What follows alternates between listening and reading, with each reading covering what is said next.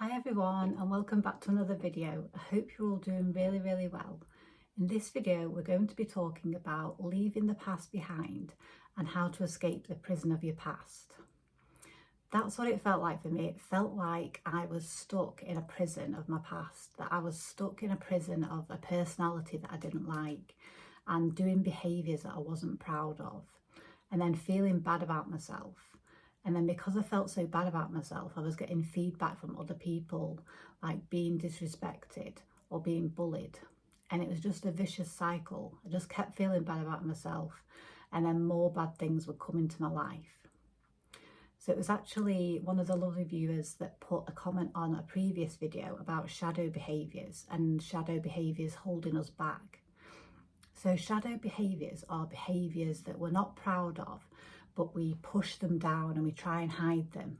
But unfortunately, if you push a behaviour down or push something down and try and hide it or try and change it, then you'll just get more of it and it'll be there always waiting to pop out just when you don't want it to pop out.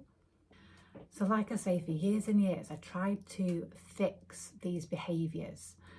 And the more that you try and fix them, the more that you say to yourself that you're broken and you need to fix something, the more energy you put on it, and then the more that thing will grow. So you'll find it'll just get worse and worse, and the cycle will just keep going down. It's like a downward spiral, and things will keep getting worse and worse. So I found out that the dominant question I kept asking myself was, what's wrong with me? But then my mind was coming up, or my subconscious was coming up with the answer of what's wrong with me. And it was coming out with all these things like, you're not worthy, you're boring, you don't have a good personality, you're overreacting all the time.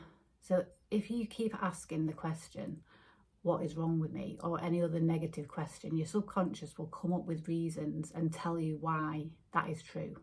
So I'll give you an example of one of my shadow behaviours and how I overcame that behaviour. So I actually used to have a behaviour where I would overreact, and I would react in anger a lot of the time. And I didn't understand why I kept doing it. And the more that I kept trying to fix myself and kept trying to stop doing it, the worse it became. So the reason this is because when I was a child, there was some traumatic experiences that happened. And the natural human response to those kind of traumas is to be angry. That's what anger's there for. If something traumatic or something unjust happens to you, then it is right to be angry and to feel angry. But it becomes a problem if you don't process that anger, and that anger is still there lingering, and then it comes back into situations that don't require you to be angry. So what happened was I became angry as a child, and then the people around me and also society kept telling me, you can't be angry. It's not right for a woman to be angry. So I pushed that anger down and tried to suppress it and tried to tell myself I shouldn't be angry. So you can imagine this emotion was just under the surface, just simmering under the surface, waiting to pop out, waiting for a reason to be felt. Because it wasn't felt properly, it was pushed down.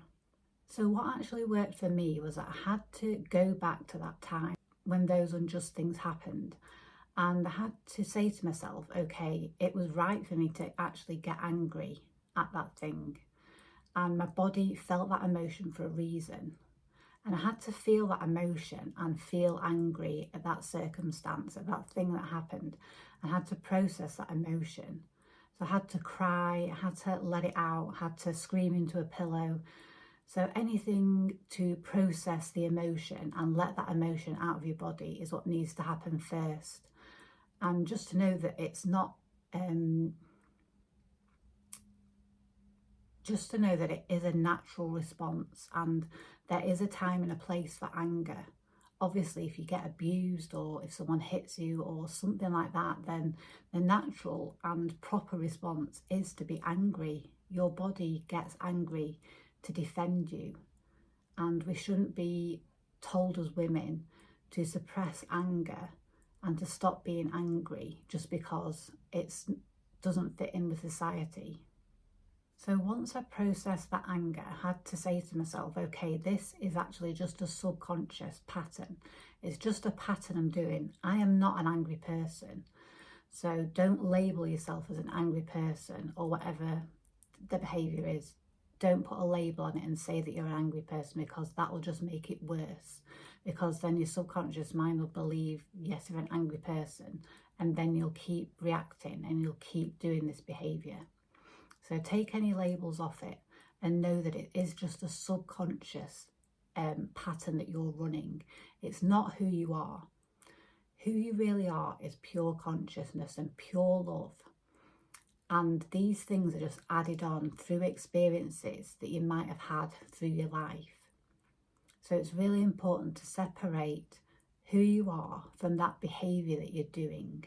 Once you really think about who you are and really meditate on who you are, that you are part of pure consciousness, that you are pure love. So you are not your behaviours, you are pure consciousness. And once you meditate on this and really grasp this, you'll feel so much relief and so much peace, because you know that you're not a bad person. You can't change anything if you're coming from a place of trying to fix you and thinking that you are broken.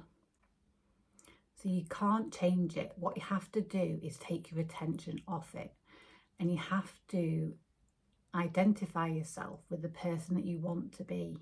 So you have to create the person that you want to be and focus on the person that you want to be.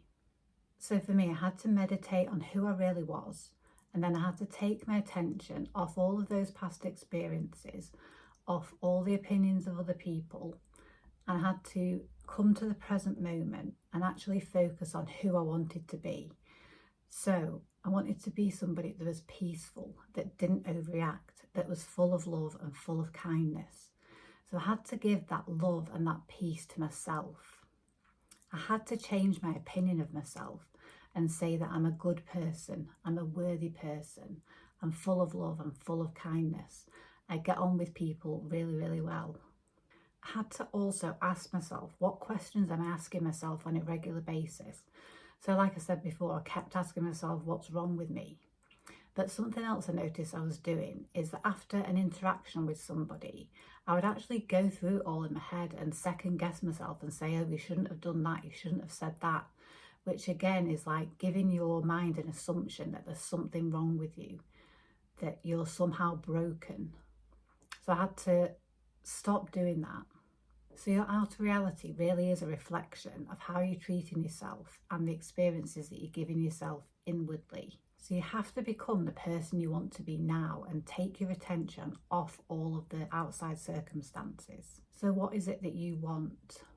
What behaviour is it that you want to change? So don't focus on that behaviour and fixing that behaviour. Focus on who you actually want to be. What you focus on, you get more of. It's really important that you forgive yourself for the patterns that you've been running. So for me, I had to forgive myself for being angry and reacting in anger, and know that it was just a pattern, know where it came from, and decide to turn away from it completely and focus on the person that I wanted to be. I had to know that I am not that person. I am not an angry person. I am pure consciousness. Then I had to focus on giving myself love and kindness. Another thing that I had to do, I had to forgive other people. So they're stuck in the same trap. They're stuck in the same cycle of whatever they've been through. Also, I'm just so thankful for all of those experiences, because they have led me to know who I really am, and to know that these things are just subconscious patterns, that these are not who I am. So recently as well, I experienced some disrespect from some people at work. But that was really good, because it actually showed me that I need to change what I'm giving myself. I still need to be kinder to myself. I need to give myself love and appreciation. And I also need to stop judging other people. I need to see the best in people and not see the worst in people. And lastly, I had to remember that the universe loves me, that God loves me, and that only wants the best for me. It wants me to raise my consciousness and be the best person that I can possibly be. And by doing that, it affects other people around me in a positive way. This is what we're here for. We're here to create the best version of ourselves that we can be, and to have fun and to live our lives and to be free and to be happy and to be loved and give love. You get to choose who you want to be. So go through this process and consciously create the person that you want to be. I really hope that this helped, and if you have any ideas for future videos or if you have any questions, please leave them in the comments below, and I will see you in the next one. Okay, bye.